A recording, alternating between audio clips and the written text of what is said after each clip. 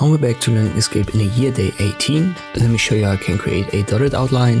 To have an outline, just make sure that you click on the X down here where it says none. That gets rid of the fill.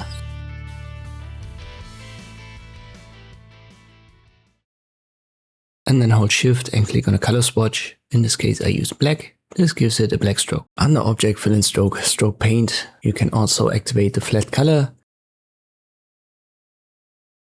So just if you don't see a stroke at all, this is what you need. Let me set the width on the stroke style to 10 pixels.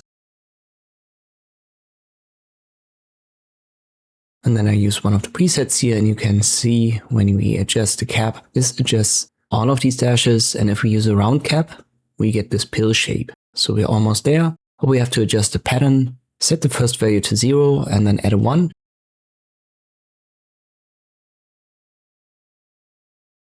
First value is always the size and the second is the gap. So if I increase the second value here, you can see these dots, they get spaced out a little bit more. In the first value, this gives us the pill shape back. So it makes the size of these dashes, these strokes, a little bit longer.